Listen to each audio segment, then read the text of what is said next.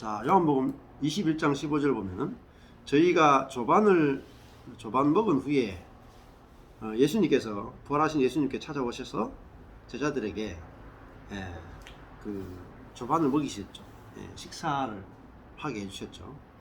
예수께서 시몬 베드로에게 이르시되, 시몬 베드로는 이제 대표죠. 제자들의 대표잖아요. 꼭 시몬 베드로에게 말했다. 뭐 이것도 맞지만은 제자들의 대표에게 이제 이야기하는 거죠. 요한의 아들 시몬아, 이렇게 말했죠. 요한의 아들 시몬, 아직까지 이제 시몬이니까 완전하게 아직 베드로는 되지 못했죠. 시몬, 아직 옛사람의 상태죠. 이제 사도행전에 가야 진짜 이제 베드로가 되는 겁니다. 안서. 그러니까 아직 시몬은 아직 그 시몬 히브리어로는 듣는 자라는 뜻이, 듣는 자, 들음이라는 뜻이에요. 요한의 아들 시몬아, 네가 이 사람들보다 나를 더 사랑하느냐? 주님이 이렇게 물으시죠. 그러니까 이거는 아직까지 좀 보면은 주님의 질문이 약간 율법적 질문이잖아요. 네가 나를 사랑하느냐, 더 사랑하느냐, 이렇게 물으시죠. 그렇게 하시니 가로되 주여 그러하외다. 확실히 그렇습니다. 이 사람들보다 나를 더 사랑하느냐. 이제 비교하잖아요. 주여, 내가 이 사람들보다 주를 더 사랑합니다. 내가 주를 사랑하는 줄, 앞에 여기에는 첫 번째 주님이 사랑하느냐 할 때 아가파오고, 내가 주를 사랑합니다 할 때는 필레오죠. 필레오 하는 줄 주께서 아십니다. 그러니까 내가 이 사람들보다 더 사랑하는 건 맞는데, 내가 주님을 사랑하는 그 수준은 필레오적인 사랑이다. 내가 인간으로서는 내가 누구보다도 주님을 더 사랑합니다. 인간적인 사랑으로는 주님을 더 사랑합니다. 내가 주를 인간적으로는 주를 내가 내 최선을 다해서 사랑하는 줄을 주께서 아십니다. 이렇게 대답을 하죠. 그러니까 가라사대 내 어린 양을 먹이라. 이렇게 이제 돼요. 자, 그 시몬 베드로가 예수님을 3번 부인했는데, 예수님께 지금 베드로에게 3번 물으시잖아요. 3번 부인했는데 예수님에게 3번 지금 질문하심으로 베드로가 갖고 있던 모든 죄책감을 지금 다 회복시키시죠. 근데 그것이 결국은 뭐 회개시키는 부분이 아니고 주님을 사랑한다라는 고백을 받으신단 말입니다. 그러니까 회개하고는 좀 성격이 다르다는 걸 볼 수 있죠. 내가 주를 사랑하는 줄 주께서 아십니다. 그러니까 주님께서 내 어린 양을 먹이라, 이렇게 말해요. 아르니온, 내 어린 양을 먹이라. 그러니까 누가 어린 양을 먹일 수 있겠어요? 내가 주님을 사랑하는 사람은 어린 양을 먹일 수 있는 거죠. 우리 속에 그 주님을 사랑하는 그 마음이 있으면 어린 양들을 먹이고 싶은 마음들이 생기고 그런 주님의 음성을 이제 듣게 되는 거죠. 두 번째 가라사대 요한의 아들 시몬아, 네가 나를 사랑하느냐 하시니, 다시 또 물으시죠. 첫 번째는 이 사람들보다 더 사랑하느냐 이렇게 물었고, 두 번째는 그냥 단도직입적으로 이제 요한의 아들 없이, 요한의 아들 있네요. 시몬아, 네가 나를 사랑하느냐. 또 아가파오예요. 아가파오 하느냐. 그러니까 주여 그러하외이다. 아멘은 아멘인데 내가 주를 필레오 하는 줄 주께서 아십니다. 똑같이 대답을 해요. 그러니까 예수님이 내 양을 치라, 라는 말은 돌보라, 지키라, 이런 뜻이에요. 그 다음에 세 번째 가라사대 요한의 아들 시몬아, 네가 나를 사랑하느냐. 이 세 번째 사랑하느냐는 필레오예요. 주님이 세 번째는 필레오죠. 그러니까 첫 번째, 두 번째는 아가파오예요. 네가 하나님의 그 사랑으로 나를 사랑하느냐, 이렇게 해석할 수도 있어요. 그랬더니 베드로가 나는 필레오로, 친구로, 인간적인 사랑으로 주님을 사랑합니다, 이렇게 말하니까 주님이 이제 쫙 낮춰가지고 세 번째는 네가 나를 필요하느냐 이렇게 하니까 주께서 세 번째 네가 나를 필요하느냐 하심으로 베드로가 그러면 필요는 하니? 이렇게 볼 수도 있겠죠. 그러니까 베드로가 근심했다. 고통을 받았다. 세 번이나 물으니까 우리도 뭐 세 번 물으면 좀 처음에는 자신 있게 대답해도 세 번 물으면 조금 생각이 들지 않겠어요? 그래서 주여 모든 것을 아시오매 하는 말은 내가 연약함을 안다. 내가 연약함을 아시오매. 주께서 내가 주님을 그 법정에서 내가 주님을 부인한 것도 알고 주님 다 아시잖아요. 주께서 모든 것을 아시오매. 내가 주를 필요하는 줄을 주께서 아십니다. 그래도 내가 인간적으로는 내가 그때 주님을 부인했지만 그래도 내가 필요는 합니다. 이렇게 고백을 하죠. 그리고 내가 주를 사랑한 줄을 여기도 보면 전부 다 뭐라 그래요? 세 번 다 주께서 아시나이다. 주께서 아시나이다. 주께서 아시나이다. 내가 그렇다 이렇게 많이 넣고 그 다음에는 주님이 아십니다. 고백을 하죠. 근데 예수께서 가라사대 내 양을 먹이라. 자, 세 번이나 사랑하느냐 물으시고 내가 필요로는 주님을 사랑합니다 이렇게 하니까 내 양을 먹이라, 내 양을 치라, 내 양을 먹이라 이렇게 말씀하시죠. 그러니까 이 말은 뭐겠어요? 확실하게 베드로에게 이 양을 먹이는 일로 이렇게 부르시는 거죠. 소명이죠. 확실하게 이제 부르시는 걸 볼 수 있죠. 자, 그러니까 뭐 주님이 양을 먹이라 치라 먹이라 해야 자기가 부르심 받았다는 걸 알지 않겠어요? 예? 안 그러면은 베드로가 아이고 내가 부름 받은 것도 아닌데 주님 부임만 했는데 내가 이 일을 어떻게 하겠습니까? 이렇게 하는데 주님이 세 번이나 사랑하느냐 물으시고 내 양을 먹이라, 내 양을 치라, 내 양을 먹이라 이렇게 딱 양을 맡기시단 말이에요. 그러니까 이제 베드로가 주님이 나를 확실하게 이제 이 목양으로 막 부르시는구나 이렇게 알게 됐죠. 자, 그래서 뭐 여기 보면은 베드로가 뭐 제가 고기 잡는 어부인데 사람 잡는 어부가 되게 해주십시오. 뭐 기도한 적도 없어요. 그렇죠?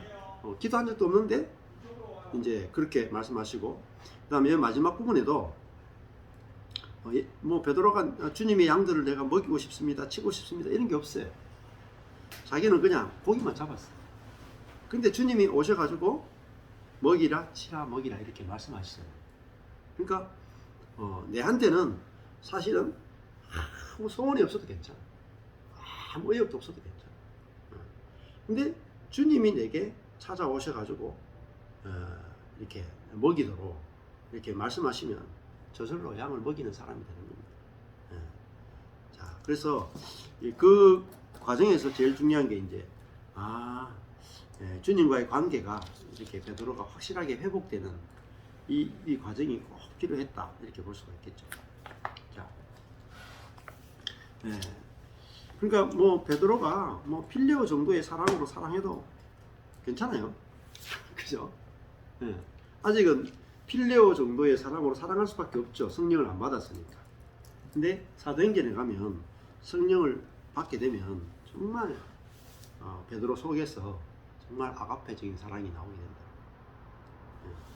자, 그래서 그 부분은 이제 중요한 부분이고, 그 다음에 18절로 가보십시오.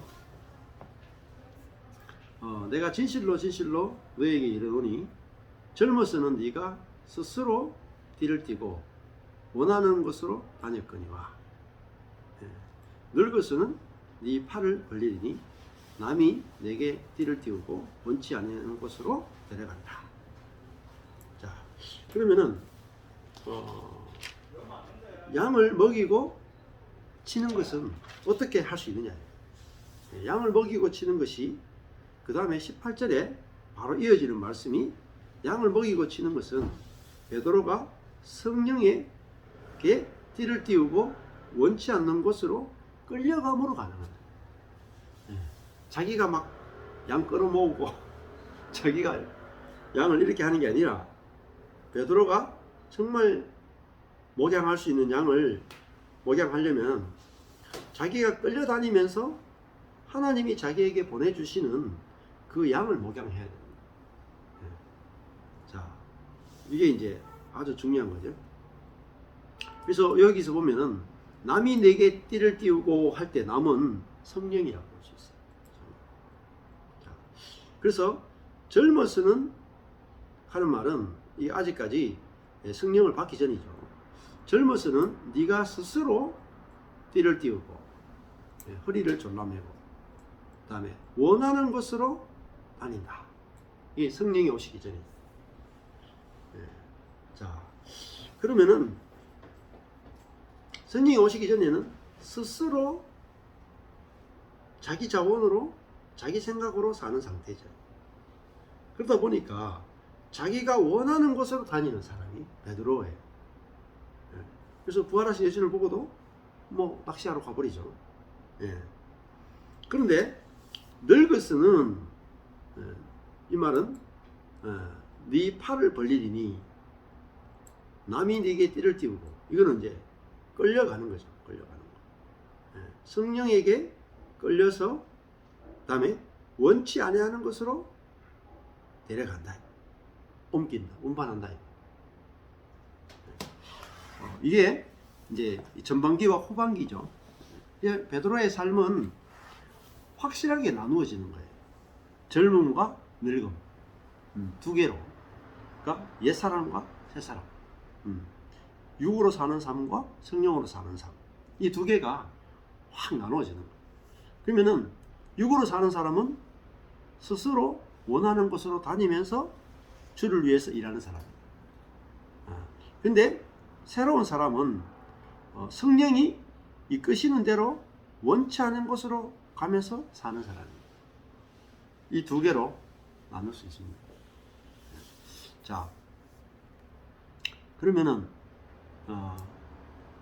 자, 우리가 성령으로 살고 내가 죽고 예수가 사는 삶은 내 안에 계신 그리스도가 성령이 원하는 곳으로 가는 삶입니다. 그러면은 내가 원하는 삶을 못 살죠. 그래서 진짜 행복이 뭐냐? 원치 않는 곳으로 끌려가는 삶이에요. 원치 않는 곳에. 원치 않는 곳으로 끌려갈 때 뭐가 있겠어요? 성령이 탁 띠를 띄우고 가는 말은, 띠를 띄웠으니까 어떻게 했어요? 꼼짝을 못 하겠죠. 딱 묶여가지고 끌려간단 말입니다. 내가 원치 않는 곳으로 가는데 거기서 성령의 일하심이 나타난다. 자, 그러니까 다른 말로 하면은 스스로 내가 원하는 곳으로 다니면서 사는 젊은 사람은 자기 능력이 나타나겠지만은 그 성령이 나타나지 않는다. 그러니까 살리는 생명이 나타나지 않는 거예요. 그래서 뭐 변화도 일어날 수 있고, 뭐 선한 일이 일어날 수도 있고, 뭐 병고침도 일어날 수 있지만은 진짜 이거 부활의 생명은 나타나지 않습니다. 자, 그러니까 우리가 원하는 곳으로 다니지 못하고 내가 스스로 살지 못하는 그것이 결코 나쁜 삶이 아니다. 내 팔이 딱 십자가에 이렇게 못 박히듯이 내 팔이 딱 벌려지고 성령이 이끄시는 대로 원치 않는 곳으로 가면은 정말로 놀라운 일들을, 하나님이 행하시는 일들을 우리가 이제 경험할 수 있잖아요. 자, 그러니까 지금 이후로 이제 사도행전 넘어가면 베드로의 삶은 이제 한치 앞도 내다볼 수가 없어요. 막 놀라운 일들이, 자기가 계획하지 않은 일들이 계속 일어난단 말입니다. 그러니까 왜 우리에게 하나님이 일하시는 일들이 계속적으로 나타나지 않느냐? 그것은 내가 스스로 띠를 띠고 원하는 곳으로 아직 다니고 있기 때문에. 그래서 정말 그 성령이 띠를 띄우고 원하는 곳으로 가면 다 예비된 일들을 만나게 되죠. 사도행전에 가면은 이제 베드로가 그 요바에서 기도하고 있었다. 기도하고 있는데 하늘에서 그 보자기가 내려오죠. 내려와서 3번 이야기한다. 3번. 내가 거룩하게 한 것이니 먹어라 얘기하잖아요. 베드로는 먹을 수 없습니다. 이야기하는데 성령께서 내가 거룩하게 했다. 그러면서 문 밖에 이방인이 와 있는데 이방인을 따라가라. 그래서 베드로가 그 이방인을 따라갔을 때에 이방인들이 성령을 받을 준비가 다 돼가지고 기다리고 있는 걸 경험하고, 그래서 그들에게 베드로는 그냥 말씀만 전하는데 막 성령이 임하는 거예요. 그래서 거기서 교회가 탄생을 하게 되죠. 그러니까 베드로가 막 복음을 전하고 베드로가 막 교회를 건축하기 위해서 노력하고 베드로가 어떻게 한 게 아니라 성령께서 다 준비하고 성령께서 또 고넬료에게 말씀하시죠. 저기 멀리 요바에 베드로라는 사람이 있다. 찾아가라. 그러니까 고넬료 쪽에는 베드로를 찾아가라 하고 베드로 쪽에는 고넬료를 따라가라 하고, 그래서 성령에 의해서 두 사람이 딱 만나게 되죠. 그러면서 거기서 성령께서 예비된 일들이 막 일어나는 거예요. 자, 그러니까 베드로가 거기서 성령의 역사가 일어나도록 기도하고 준비하고 뭐 이런 게 없어요. 그냥 따라가는 거예요. 자기가 원치 않는 곳으로 가는데 하나님의 일들이 다 예비되어 있는 거예요. 이렇게 보는 거죠. 그래서 이 비밀을 알면은 인생을 사는 게 되게 쉽습니다. 자, 일은 누가 하시냐? 성령이 하신다고. 그래서 저도 이번에도 뭐 수원에 모임이 있어서 우리 같이 갔잖아요. 또 뭐 작년에도 전라도도 많이 다니고 서울도 많이 다녔는데 뭐 갈 때 뭐 특별히 뭐 준비하거나 뭐 그렇진 않아요. 그리고 어떤 일이 일어날 것도 별로 그렇게 뭐 기대하는 것도 많지 않아요. 근데 뭐 하나님이 그 길로 우리를 부르셨으면 거기서 하나님이 예비해 놓으신 일들이 일어난다. 자, 이걸 아는 게 되게 중요해요. 우리는 뭐 하여튼 부흥이 일어나려면 기도를 많이 해야 되고 막 수년 동안 기도했더니 몇십 년 기도했더니 그곳에 부흥이 일어났다 이렇게 찾고 있잖아요. 우리가 준비한 것을 가지고 부흥이 일어났다라고 자꾸 이야기하잖아요. 그럼요 인생이 재미가 없어요. 내가 준비 안 했기 때문에 일어날 일이 없는 거야. 근데 성령이 나를 띠를 띄우고 내가 원치 않는 곳으로 끌려가는구나. 성령이 예비해 놓으신 일로 나는 가는구나. 사람을 만나는구나. 이것이 알아져서 믿어져서 가면 그 성령의 역사가 있다고. 그죠? 저도 뭐 이런 다른 지역으로 뭐 갈 때마다 사실 준비하고 가는 게 하나도 없어요. 오늘 모임도 뭐 거의 준비한 거 없어. 근데 그때 성령이 준비해 놓은 게 있다고. 그래서 노력하지 않게 비밀이. 우리가 준비하는 게 아니라 주님이 준비해 놓으셨다. 그 주님이 준비한 일이 나는 거예요. 출애굽기를 보시면은 이스라엘 백성들은 출애굽할 때 10가지 재앙을 하고 애굽에서 나오죠. 근데 그 구름 기둥과 불 기둥이 홍해 앞으로 딱 데려가는 거예요. 홍해 앞에 딱 갔는데 뒤에는 애굽 군대가 쫓아오고 앞에는 홍해라. 이스라엘 백성들은 준비한 게 하나도 없어. 그죠? 준비가 하나도 안 돼 있어. 그런데 하나님이 미리 하루 전날부터 동풍을 불어서 그 홍해를 다 이렇게 마르도록 준비하고 계시다. 그리고 뭐 모세가 손만 딱 하니까 홍해가 쫙 갈라지고 마른 땅으로 200만 명이 쫙 건널 수 있죠. 준비를 누가 했느냐? 하나님이 준비하셨단 말이에요. 그 이스라엘 백성은 뭐예요? 준비된 자리에 갔을 뿐이야. 이끌려가지고 구름 기둥 불 기둥 성령이 띠를 띄우고 가는 대로 가서 가니까 뭐가 돼요? 홍해가 갈라진 걸 경험한 거예요. 자기들이 준비한 게 아니에요. 홍해 가르는 거 어떻게 준비해요? 네? 기도로도 준비하겠어요? 하나님 우리 홍해 앞으로 가는데 홍해 갈라지도록 준비해 주십시오. 막 금식하고 기도해. 안 믿어진다니. 믿음도 안 생겨요. 근데 갔는데 하나님 쪽에서 이미 준비를 다 하고 계셔요. 그러니까 그 일이 딱 이루어졌죠. 마찬가지입니다. 예, 아브라함이 이삭을 데리고 모리아산에 가죠. 모리아산에 올라갈 때 뭐라 그래요? 이삭이 아빠한테 묻잖아. 아빠, 뭐 나무는 있는데 제사할 제물은 왜 없습니까?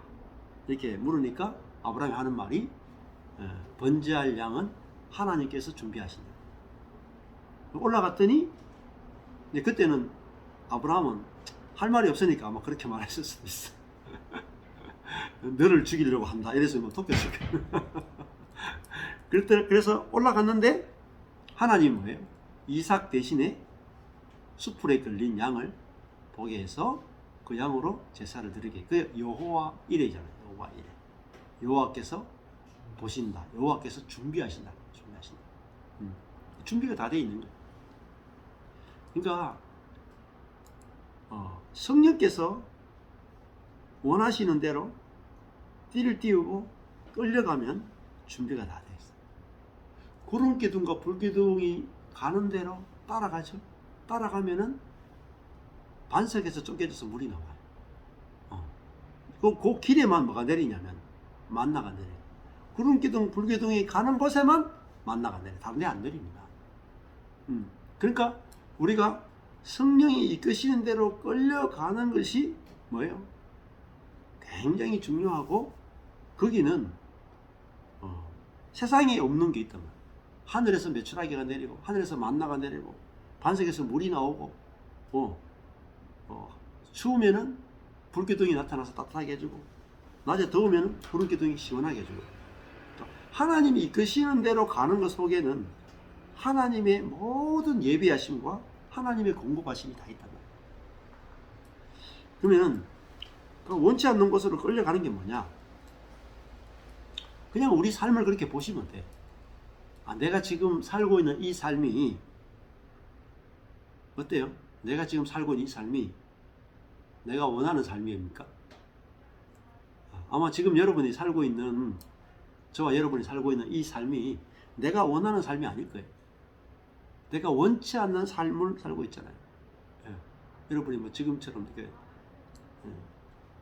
이렇게 비리비리하게 찌질하게 살기를 원하셨죠? 아니잖아요.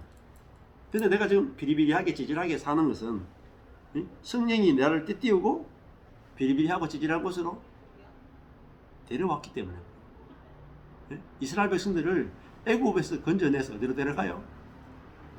화려한 곳으로 데려가면 좋겠는데 애굽보다 못한 광야로 데려갔단 말이에요. 근데 그 광야가 하나님이 데려가기를 원하셨던 곳이다. 그래서 예수님도 그 성령 요단강에서 세례를 딱 받은 다음에 성령이 이끄심을 따라서 광야로 갔다 그래요. 예수님의 삶은 성령에 이끌려서 광야로 갔다. 그러니까 우리가 육신적으로 생각하면 아이고 뭐 성령이 우리를 이끌면 좀 좋은 데로 데려가야 될 거 아니에요. 좋은 데로. 근데 기껏 데려간 것이 광야라. 근데 그 광야에서 사단을 이겨야 그 다음부터 복음을 전할 수 있는 거예요. 그래서 예수님도 성령께서 이끄시는 대로 광야로 갔고 이스라엘 백성들도 40년 동안 광야를 통과해야 됐단 말이에요. 인생은 중요한 게요. 성령이 나를 떼띄우고 원치 않는 곳으로 데려가는 거.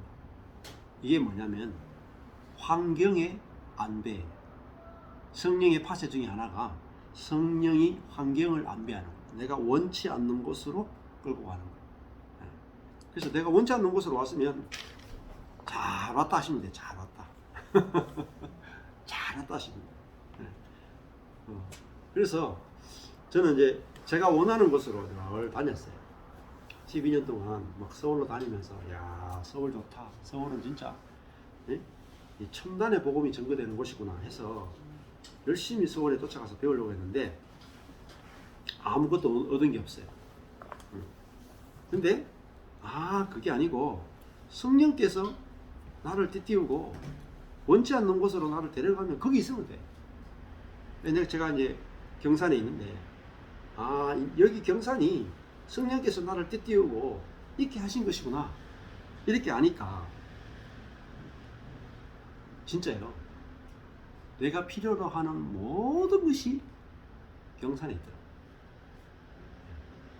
제가 가장 좋은 곳은 서울에 있는 줄 알았는데 옛날에 어른들이 말은 태어나면 제주도로 보내고 사람 태어나면 이제 서울로 보내라 이런 말 했잖아요. 근데 그게 아니더라.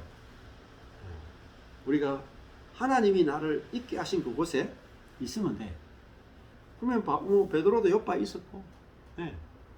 뭐 내가 있는 그곳에 중요한 것은요, 성령이 나를 띄우고 내가 원치 않는 그곳에 함께 계시다는 거예요. 네. 함께 계시니까 내가 있는 그곳이 성령이 나를 보내신 것이다. 저도 지금 여기 있잖아요. 어디 안 가고. 근데 주님이 원하시면 광야에도요, 바람을 불어서 메추라기를 광야로 모시고 옵니다. 주님이 원하시면은 만나도 광야로 불러오고요. 주님이 원하시면 물도 반석 밑으로 흐르게 해서 반석을 쪼개서 나오게 해요. 그것이 이제 하나님의 일하심을 보는 겁니다. 그래서 내가 지금 여기 있는 이것이 내가 능력이 없어서 여기 있거나 내가 원해서 여기 있는 것이 아니다. 하나님이 나를 띠를 띄우고 내가 원치 않는 곳으로 지금 데려가셨구나. 이게 하나님의 뜻이 있구나. 그렇게 알게 되면 내가 있는 곳에서 안식을 우리가 누릴 수 있습니다.